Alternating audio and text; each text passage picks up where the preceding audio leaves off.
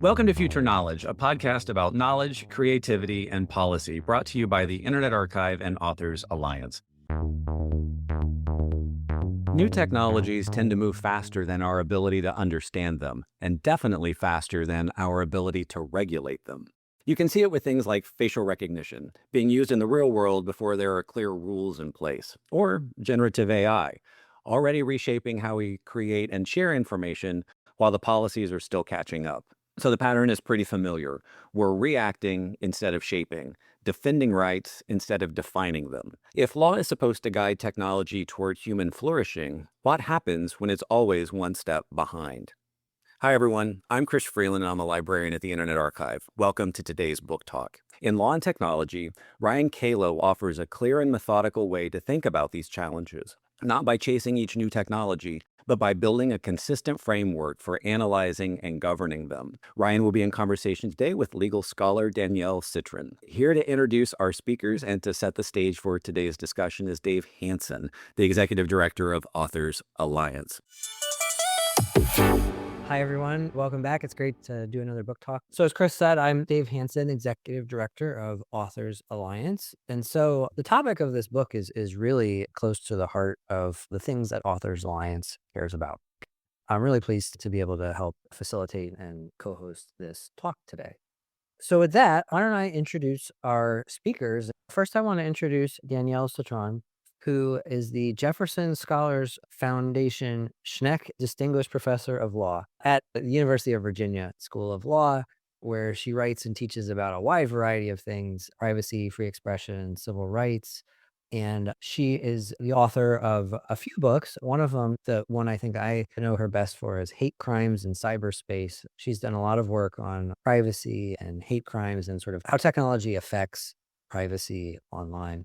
And she will be moderating the talk today in conversation with Ryan Calo, who is the Virginia and Prentice Blodell Professor at the University of Washington in law, computer science, and information science. And that kind of combo is pretty unique. And I think you'll see that come through in sort of the book and how Ryan approaches the issues that he's addressing here. His work has appeared in a lot of different high profile law reviews that you have probably seen: California Law Review, Columbia Law Review. He's pretty well known nationally on several really important issues, including artificial intelligence in the law. He gave what I thought was some fantastic testimony. I think it was last year, maybe the year before, on privacy and artificial intelligence and the need to think about national approaches to regulation of AI in relation to privacy concerns. But today we are here to have him talk to us about his recent book, Law and Technology, published by Oxford University Press.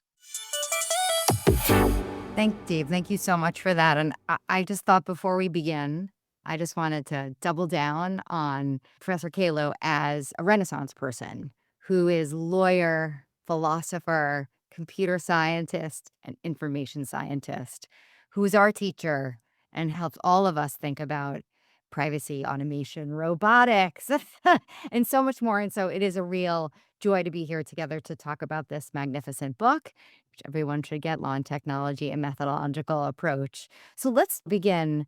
Ryan, tell us what brought you to this project. Like, why write this book? Talk to us a bit about that. Danielle, thank you so much for doing this. I really appreciate it a lot. Technology is such an incredibly important social fact, and it just gets more important year by year. And there is a whole robust but still burgeoning literature around, what law and society's role is in channeling technology toward human flourishing. But there really hasn't been a book that has tried to capture what it is that we do when we do law and technology. I remember looking around at some point to see, maybe to recommend to a student or a new entrant to the field, what could you really read that would give you a sense of what we all do when we do law and technology. And gosh, I had to go back to 1973 and Lawrence Tribe and Channeling Technology Through Law, which was a book about setting up the Office of Technology Assessment, which has since been defunded in the 1990s in the so-called Gingrich Revolution. I mean, obviously there are books that we all have all read, like, your books, and Code by Lessig and The Future of the Internet by Citron and so on. But those books are not primarily concerned with the question of what is law's role in technology and society. We often like dive in and presume so many things. A, what we mean by technology, and then law. So would it be okay to start with a definition of when you use the concept of technology, what precisely are you talking about? Yeah. So it's not a particularly thick book, but I got to say that I did a lot of reading for it. And one of the things that I read was the philosophy of technology and how people have sought to define technology over the years. And, a lot of the definitions of technology, for example, by Jacques Ellul famously, and Mumpert and others in the early days of philosophy of technology, they really defined technology as just any practical application of science. And it included not just technology like we think of as, for example, a robot, but it also encompassed techniques, ways of doing that were derived from scientific inquiry. So, for purposes of this book, though, I really wanted to lean into the thingness, the materiality of technology, because I think it is that very thingness that drives some of the interesting legal puzzles. Mhm. So, I end up defining technology as basically digital or physical artifacts that are been created in order to extend human affordances. And so it's really about making a thing, a system or an object that is meant to change what people can do. And it is really that definition that, which, appears in the literature also, but really thinks about technology as really artifacts and systems that have at least a digital presence, if not a physical. And because that definition is so practical in the sense that we can sense it or interact with systems that change how we move through the world and change our abilities, it seems the law has a tough time. So, talk to us a bit about why law has a hard time contemplating, addressing, combating problems that arise from things that, as you said so well, that we wrestle with all the time. We know it change how we live and our opportunities.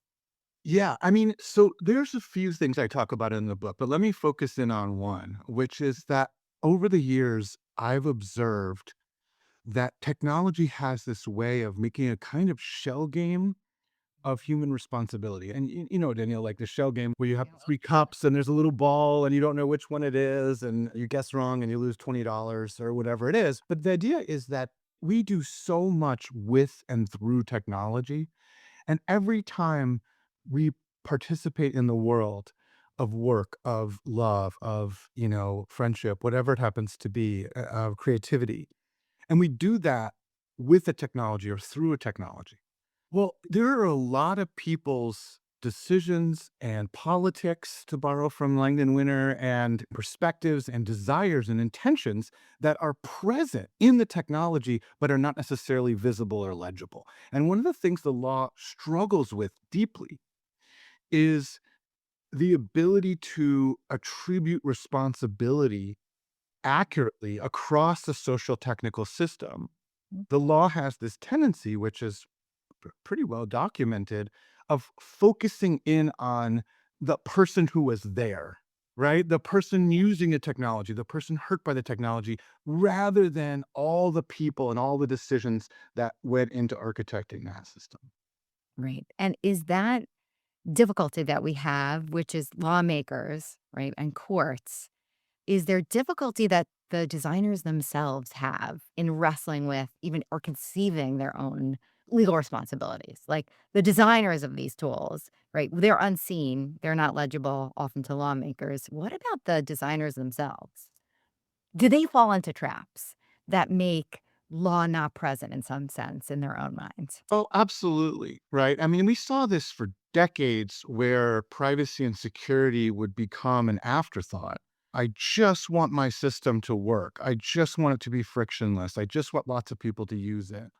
Oh, and then later on, let's bolt on security. And by the way, when I say like developers, I mean at the highest levels. I mean Google, I mean the Pentagon, right? We were using drones for a very long time in the US military sending back the video feed to the soldiers in the clear so that enemies were able to actually snoop in on our military drones until we went to an encryption. And even then, for example, the Iranians were able to spoof a GPS and cause our military grade millions of dollars technology to think that it was higher than it was and cause it to land. And so, yeah, something I think about a lot is that if developers thought more about legal liability, about societal impact more upfront, maybe we wouldn't have a many, many $1 million jury verdict against Meta the other day for Uh, addicting kids to social media. yeah. And so you have some amazing examples in the book about how law really makes hay of a technological like harms and problems. Can you describe some of those examples? I'm thinking of the Nevada one. The Nevada one, yeah, Yeah. yeah. So let me give you a couple. Yeah, Yeah. then we can, we were just talking about the way that technology kind of makes a shell game of human responsibility, and I'll give you an example of that first, right? And then we'll go to Nevada. I hear it's lovely this time of year. There was this famous fatality in Arizona involving an Uber driverless car, and what struck me about that instance was that here you have Uber's driverless car, and they've hired a woman to monitor it for a long shift. And at some point, she ceases to pay attention. And at the same time that she ceases to pay attention, a woman is crossing against a crosswalk, and the car detects her but fails to stop and runs into and kills this woman in Arizona. And the Arizona authorities charged the woman who worked for Uber criminally for basically, negligent homicide. And it was quite a tragic thing. And yes, there is blame there, right? I mean, she was hired to monitor the car. She wasn't paying attention. That's part of how the accident occurred. But at the same time, Danielle, the Department of Transportation did an audit of Uber and its safety culture. And they found it lacking. And one of the observations that they made was that Uber had built their driverless car on top of a contemporary Volvo, which has built into it automatic collision detection and avoidance. And Uber turned that off. They turned that off because they were trying to test their own systems and make sure to validate their own systems, right? Had they not turned that off, and this is something the Department of Transportation observed, maybe this accident wouldn't have occurred. Now, when we think about this for a moment, this woman who was charged criminally, she made a terrible call, right? You can sort of see this tragic video of her face from inside of because the car has a dash cam. And she's driving, she's paying attention, paying attention. At some point, she goes and over here and looks down at something, maybe her phone. And at the last minute, she looks up and tries to take control of the vehicle and tragically is unable to do so. That was a split second decision in the moment. It was a decision born out of being in this car that drives itself for whatever number of hours. But the decision to turn off Volvo's own redundant safety feature, how did that decision happen? That happened in some boardroom. It happened over a series of phone calls, over a series of emails. You had all the time in the world to think through what the ramifications of that action were, right? Another way that law finds technology so hard is that oftentimes the unit of analysis, the thing that we're targeting when we target technology as a regulatory object, is whatever industry happens to have put before the legislature, right? I remember testifying before the US Senate Judiciary about drones, and the whole time that I was testifying, there was like this innocuous looking quadricopter that can only stay up in the air for 15 minutes and has two cameras. Meanwhile, I just saw a demo of a new generation police drone that can stay up for 60 minutes, has radar, night vision, all kinds of things, right? But the lawmakers at the time wrote rules about the object of analysis they had before it, right? Similarly, with Nevada, Nevada passed pioneering driverless car legislation years and years ago based on a model that was brought to it by Google lobbyists. This is well known. And so basically, Google lobbyists said, you could be really innovative, Nevada, You can be the first state to have allow driverless cars under certain conditions. And here's how you should define them, and here's what you should do. And Nevada went along, and the governor signed the law, and it was quite a big deal. But as it got publicity, suddenly other stakeholders other than Google came to be aware of it. They realized that the definition used by Nevada for a driverless car was anytime a computer substituted for what a human driver would do. And of course, all of the luxury vehicles like Lexus and Mercedes and many, many vehicles, many contemporary vehicles said, well, wait a second. Our computers substitute for lots of things. So we have auto lane correction, adaptive cruise control, self parking, even anti lock brakes. When you hit anti lock brakes, like when you hit the brakes, it's really a suggestion to the vehicle that it slow down and it decides whether or not that would be appropriate. And so, anyway, there was such an outcry about only thinking about driverless cars from the model presented by one company. They ended up having to repeal this law a year later and rewrite it. And we were part of the process of rewriting it over at the time when I was at Stanford. So, yes, I mean, these are pitfalls that are well documented, and there's many, many examples.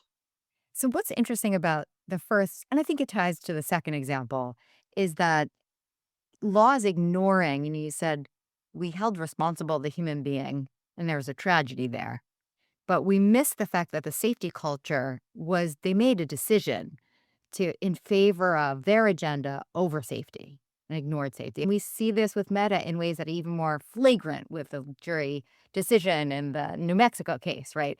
Knowing well from whistleblowers that we have a real safety problem with kids and harm, and yet making a decision to want to make money, so we're not going to make things safer, right? So in some sense, it's the choices law is making is to not see the problem in favor of industry, right? And I know that's a long-standing, you need to talk to my class about this, that, tort law as it has developed, right, has moved from wanting to favor industry to let it flourish. And then finally, we see harm when there's just too much harm. And were we in this moment that now we're seeing some reckoning, right? That law is going to see the problems after ignoring them for like 25 to 30 years, right? And erring on the side of no liability or blinders to the liability for all the reasons that you talked about in the book, the different pathologies about and myths around these, technologies. Yeah. Well, look, I mean, when we first started out, there was a kind of Cassandra syndrome where people were sounding all manner of alarms and they were not being heeded. And it was as if, especially government thought that information communication technology was the first multi-billion-dollar human activity without significant externalities. But there has been a techlash. There has been a lot of recognition that these technologies, of course, have wonderful, amazing benefits, but also, have harms that are to the individual that you have documented in your work more than anyone, to groups, to particular identifiable groups, especially the marginalized, and to society as a whole. Now, I think that recognition is super helpful on a number of levels. One of which is people feel seen, people are being made whole in the ways that the ways that law is capable of making people whole. But I also have to believe that the folks that are designing contemporary systems are looking at this meta decision, are looking at societal backlash, are looking at Europe's regulation and so on, and perhaps thinking about how to design these technologies both to try to identify and mitigate harm in the outset, and for example, with red teaming of AI, but also to help convince everyone that the technology really does benefit them. And let me just give a quick example. It's not in the book. One of the things I think a lot about is agentic AI. Okay. Now, if you think about agentic AI and how it differs from previous and constituent technologies, it is that ability to proactively accomplish goals through reasoning, through multiple iterative steps towards a particular goal, and then ultimately possibly to effectuate something real in the world, whether it's embodied through robotics. You know, I like to think of Roomba as an early example of Yeah. agentic AI that you just is assigned to clean your house, and it uses models and other things to do that, or to make a stock trade or buy a book for you, whatever it happens. Yeah. Well, what kind of liability will Yeah. agentic AI be subject to? And I think it's largely a function of two things. One is can we say what is reasonable and unreasonable in agentic AI? Like, can we use protocols or other kinds of best practices in order to come up with a way to mitigate those harms at the outset? And the second thing is, what is the social and societal value? If all agentic AI does is perpetuate this trend of replacing compensated labor, paid labor, with automation, putting people out of jobs, displacing people out of jobs, and aggregating wealth more and more to the top, well, that doesn't sound like it's terribly society beneficial, right? But if Yeah. agentic AI instead is put to the task of helping people with all the myriad uncompensated labor, all the shadow work that we have to do in society for generations, and helping you not have to fill out those forms or talk to those people on the phone. The second thing Yeah. is people that develop agentic Yeah. AI, if they can make a case that this is broadly societally beneficial, and that there are adequate protections in place so that reasonable care could be asserted with agentic AI, well, that militates in favor of using a fault negligence standard rather than, for example, strict liability, which would hold you responsible regardless of the level of care that you use. And so there is this sort of dialectical process between law and technology where the designers can get more favorable legal treatment by designing a certain way, and they haven't been doing that. Right. And also where law will respond to the state of the technology in setting the kinds of liability standards. Yeah, yeah. And so for our audience, just to unpack what you just did, Ryan, which is you took a technology, agentic AI, you helped define it and set the parameters of what you were talking about. You then imagine the potential, both from businesses and individuals, potential possibilities of harm, but also its value, how it changes the way we move through our affordances, as you Yeah. would say, right? And then you said, listen, we want to make this, we want to ensure that it is helping us flourish, that our social welfare for all of us are beneficial. We don't want to ignore the benefits, right? You're not letting us ignore it because I'm always quick to be like, forget that. Right. And, in using your tools, I know is very quick, but you're helping us see how having clarity around in your book, as you do, what the technology specifically is and how it operates, how it's changing the world around us, what it's doing to society, and then thinking about law's potential role and what our normative commitments are, right, is like your agenda in some sense, no? Yeah, it really is. Yeah. Because I have a question. Ready? So many people use the term AI like it's self-explanatory when it's many different things, right? Like, do you have a framework for all of AI? You gave us a great example. We were like, we're going to talk about this one possibility of automation that lets the automated tool act on your behalf with your instructions. Like, do you find that question or the proposition that there's a way to solve all of AI hard? Right? What do you do to those folks? Like, how do we solve all of AI, Professor Calo? You know what I mean? Maybe help us walk us through that and whether you have optimism about addressing it. That is the different types of automated systems. I do. I do. Again, all I'm proposing in this book is a methodical approach to emerging technology. But as I see the central Right. contribution, it is to lay out a step-by-step methodical approach to analyzing any given technology from a legal perspective. And if you take AI, gosh, I've been writing about AI for a long time now. And the truth is everybody knows that AI is not like a thing, like a train or even a train system. It is instead a set of techniques that are aimed at approximating some aspect of human cognition using machines. One of the key challenges of legal analysis, whether by scholars like you and I, or frankly by a legislature or a court, Yeah. is to select the proper unit of analysis. That's why when I started talking about agentic I wanted to define the technology and Yeah. especially to differentiate it from previous and constituent technologies, because it is that change in affordances, a change in what people can do that the law is going to care about. Within AI as an umbrella concept, you might have something like pattern recognition, the ability to pick up on patterns and draw inferences from data. And that's something that we know machine learning can do really well, right? Irrespective of whether it's agentic, it just you train a model and it draws inferences. Well, the fact that kind of predictive machine learning AI can take non-sensitive data or impersonal data or data that seems innocuous or public and derive things about people that are quite sensitive and quite intimate, well, that poses a challenge, for example, for privacy law, because privacy laws typically draw distinctions between sensitive and non-sensitive, health and not health, personal and not personal. And as those distinctions come to collapse because of the predictive abilities of AI, well, it's time to revisit them. And there, the normative sort of baseline is, well, we made a set of promises about rights and responsibilities, and um, we can no longer carry through on them. And because there's been this change to affordances, and so now new legislation, like the legislation in Washington, Yeah. new legislation tends to say, hey, we're talking about sensitive health information, including that you've derived from nuns. You know what I mean? And so all of a Yes, of sudden course. we've had these changes in these things. Whereas something like agentic AI, which is still very much emerging, we might take a different path, not ask about what the status quo has been and how do we restore society Yeah. to the status quo before agentic AI, Yeah. but we can take this transformative technology as an invitation to inventory our values Yeah. and ask ourselves what is possible now that wasn't before.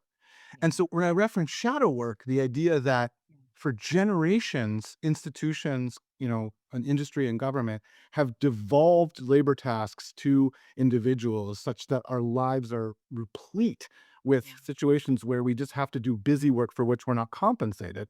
That is a terrible generational trend, and there's a huge literature around it. What if agentic AI could reverse that generational trend, right? That's what's exciting to me. And then what Yeah. that is law's role in channeling that technology towards Mm. the public interest. It may be something like regulation where you have requirements, or it could just be about setting the proper standard of liability to negligence instead of strict liability if Yeah. they can carry through on that promise.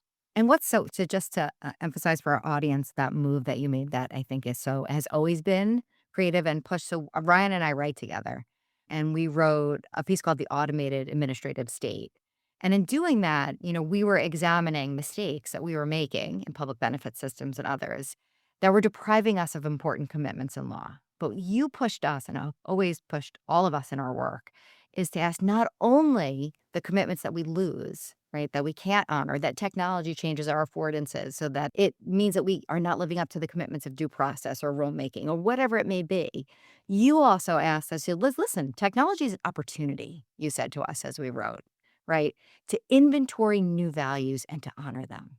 And let's use this opportunity of automation to make it easier to have translation in the courtroom, right? Like you are offering, and just as you're doing here with agentic AI, you're saying, look, there are gonna be problems, right? And there may be that there are affordances that change and challenge our already commitments, but you're also asking us to imagine how technology might enhance values that we don't yet have on the table. And that's a really important, I know I'm restating what you said really well, but I think it's important for everyone to recognize that's a very Calo-esque contribution for us to think about. And this is Ryan Calo, not Marianne Calo, who's also Professor Dr. Calo. Your mom would like that, right? I mean, that is an important contribution that you have nudged us and nudged lawmakers as you advise the Senate, the House, state lawmakers to do.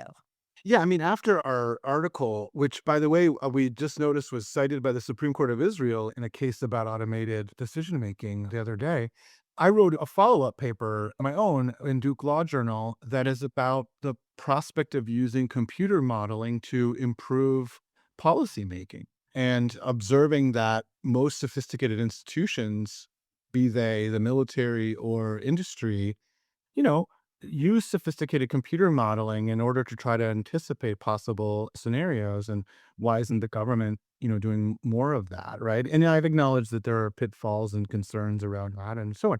But yeah, I mean, I really do. I think that's something that we lost in America.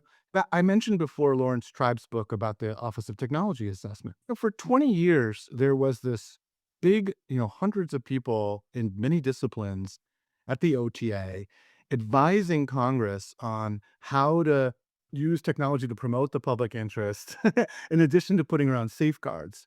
And it was defunded in the 1990s at the dawn of the commercial internet. And but yet for years leading up to that, and the reason I think it was defunded is it was so impactful in Congress's thinking about how do we use technologies to promote the human good, like genetic modification or nuclear power or even databases, right? And I always think to myself, what would the internet look like had we had an OTA at its commercial inception? What would AI policy look like had we had an OTA? And, I think we need to get back to that. I think Europe is better at it. And so because it's not people think of something like this, oh, this is like precautionary principle. You're going to hamper innovation. It's going to be bad. But no, it's society's role to decide the path of technology and who it benefits and who it doesn't. That's something that we collectively should have agency, just as we do with other social facts in the world. So you have this amazing example in the book about communities that are more thoughtful about the technologies that they use and have in their communities. And the Amish is an example that you use, and I know you use it in class. But we have a lot to learn from them. So might you just share that with our audience? Yeah. So, I teach undergraduates as part of my role in information science, for example, in computer science. I teach undergraduates tech policy and ethics. And I always begin by assigning this great paper by James Wetmore about how the Amish think about whether to use technology. Because the Amish don't do what American society writ large does, which is just accept technological change and then think of our role as to scramble around to adapt to the resulting disruption. The Amish will only incorporate a technology if it is consistent with their values of community and service. And sometimes they'll incorporate a version of technology, adapt a version of technology that is less efficient or older because it is more consistent. So, for example, the Amish sell produce and furniture, and they need to be able to call you to tell you when your vegetables or your chair is ready. And so they do have phones, but the phones typically are in the middle of the town square and they're like a payphone. You have to leave your house in order to use it to transact because the concern is that a phone in the home would take you away from community. Now, do I think we should all be using horses and buggies? No, right? But what I'm trying to do with my students in the book is to just shock us like loose from this idea that invariably technology will just progress, other social facts change, technology advances, and that somehow our role is to just now, okay, well, now there's augmented reality, now there's facial recognition to example at the top. What do we do about that? Some folks, like our good friend Woodrow Hartzog, would like to see bans of things like facial recognition because they're so pernicious. But I don't go so far as that. But at the same time, like particular jurisdiction, be it Boston or Massachusetts or whatever, wants to have really strong rules around that. Well, that's the beauty of our federalist system, that communities can experiment with different tolerances for the technology. Right. And do we have some steps toward like a tech assessment? We got rid of it, right? But the Office of Tech Assessment with the digital service, like in the executive branch and like chief technologist in CFPB, I'm thinking of Meyer and a chief technologist in the FTC and the roles of chief technologists in the state AG's offices, right? That these were steps towards bringing tech assessment in-house that is in the role of the law enforcer, right? And some of that within Congress, right? The tech fellows, the congressional tech fellows, and we've retreated, right? Like we've let a lot of people go. How can we reclaim the energy and the vision of your book, which is to bring tech assessment a frank, clear-eyed view of the technology, its challenges, and kind of normative commitments, and then think about what law could do in advance, as you're saying. How do we get back to that in some ways that it might require law to do that? Do you have thoughts about how we might do that? I really think that this is a question of political economy and like where there's a will, there's a way. I mean, although the OTA itself was defunded, we kept the Office of Science and Technology Policy within the White House. Certain kinds of agencies like the OIRA and OMB have taken over some of these roles. The Congressional Research Service advises Congress today. But I think the most important development, Danielle, is the one that you identified just now, but also in your work on the importance of state AGs to privacy. I mean, of all your predictions that have come true, and there have been many, that one seems to be like the most powerful at the moment because the state AGs are able to bring a kind of accountability with law that has perhaps been lacking. But it's no coincidence that the Federal Trade Commission, before and under Lena Khan, staffed up on technologists. Some of our tech policy lab graduates were the first technologists at the FTC. There's no question that all of the proposed legislation, much of which has not actually managed to run the whole gauntlet, comes from the fact that of Tech Congress and all of the engineers and the people have done through Tech Congress and so on, right? And so I do think that having a lot of expert, and not only that, by the way, but also just the plaintiff's bar is so connected now to technologists that they can bring as expert witnesses. It's impossible to bring these cases, these class action cases, without having a technical expert there. So I see very positive signs, but I mean, there's no substitute in my view to having something like the OTA, which is a lot of capacity, very interdisciplinary, and it exists to help what is supposed to be our most powerful branch of government, which is Congress, which is supposed to be writing all the laws that the executive then executes. And so we do have a bit of a problem of just a generally broken system, right? But I am certainly encouraged, especially at the state level and courts. I mean, I'm encouraged, and I hope others are too, by some of the Supreme Court decisions about the Fourth Amendment and technology in the last. I think that cases like Carpenter and Jones in particular probably should be Hey, having. Riley, like my phone matters. Yeah, these are big. So anyway, it's a long-winded way of saying that I don't think there's any substitute for refunding an OTA, but I'm encouraged by the signs I'm seeing at the local level. Because we're on the topic of Congress and OSTP, you outline some really clear methodologies for like assessment and kind of finding paths forward. But there was one question here that I thought was a good one to start with. What's one principle or approach that you believe lawmakers should adopt now to better govern technologies that we don't fully understand? Well, that's a great question. I think that one of the most important things for lawmakers to think about at a high level is that technology often poses as inevitable when in fact it's deeply contingent. Time and again, you see policymakers reacting to whatever the market or industry has put before them, rather than thinking through how does this technology or set of technologies change human affordances. And I do think that drone surveillance is a great example of that.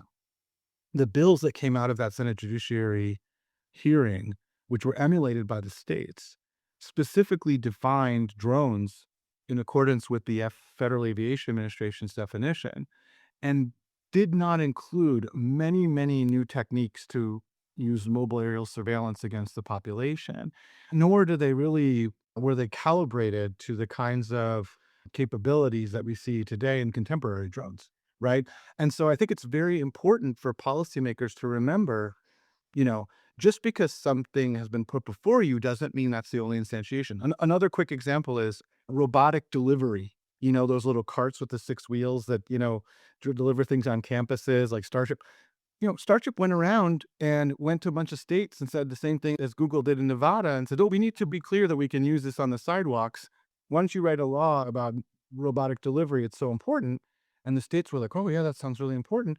And then they passed these laws that defined robot delivery as 90 pounds, six wheels, this kinds of thing, exactly the technology that was being used by the leading, when in fact, there might be myriad ways that robotics can be helpful in last mile, transport and delivery. So that's one of the key things I think that lawmakers have to keep in mind. So, quite a few questions about AI. And I know we talked about this a little bit, but one that I wanted to just poke on a little bit more because you talk about this quite a bit in the book is the speed of AI or the perceived speed and just the trajectory. And I think for a lot of folks, they do feel like, wow, this is moving very fast. And in the book, you talk about this idea of not just the inevitability, but the pace of change and how to think about that. So, could you talk a little bit about just how to think about like the rate of change and regulation? Yeah, I mean, anytime you go to like a dinner party or a cocktail party and you say like, I do law and technology, like the first thing that someone says to you is like, well, that must be hard because technology is so fast and law is so slow. And there's truth to that. I mean, it's a smart thing to say. There's truth to that. But I think it's dramatically overstated. And I think that if it's also potentially a recipe for paralysis, especially alongside the insight that you can't know in advance the impact technology will have on society. So if you intervene early, you're going to make a mistake and it's not going to be wise, right? Plus the idea that you don't want to kill the goose that lays the golden egg. And so all of these things act as a kind of force field around technology. But my observation in the book is simply that there are so many things that move really fast. I mean, in a 10-year period, the United States got so upset about drinking that we passed a constitutional amendment to stop people from drinking, which do you know how hard it is to pass a constitutional amendment? Then 10 years later, we got so upset about not drinking that we passed another constitutional amendment in order to allow us to drink. And even faster than that, we had to rewrite American labor laws to encourage women to enter the labor force during World War II when soldiers were fighting abroad. And then we had to rewrite them again 2 years later when those soldiers came back and passed things like the GI Bill and the like, right? So sometimes, just to paraphrase Ferris Bueller, life comes at you kind of fast. So I'm not sure why technology uniquely has this sort of veneer of unregulability due to its pace. Incidentally, in the book, I also use examples like the space treaty, where in a very short period of time, we were able to come up with an international framework for space within years of the first satellite being launched. So when we're motivated to do so, we can also move pretty fast. Totally. And companies want us to think we can't. Right. As you're saying, laying the golden egg, they're like, oh, you can't do that. We need to make lots of money and we don't care about the externalities. Right. They would love us to think so. It's hard, because if you look at the top companies by market cap in the United States, and you look Yeah. at them today and you look at them 10 years ago, 20 years ago, 8 of them are technology companies. Like, these are the largest valued companies in the history of America, right? And so it's scary. And in law, we made a choice not to regulate them in many respects Absolutely. for the very reason you just stated. Oh, it's too hard. We can't. But you were like, we amended the Constitution twice. Often a matter of political will rather than a matter of feasibility, Dave. And I think sometimes, those things get conflated.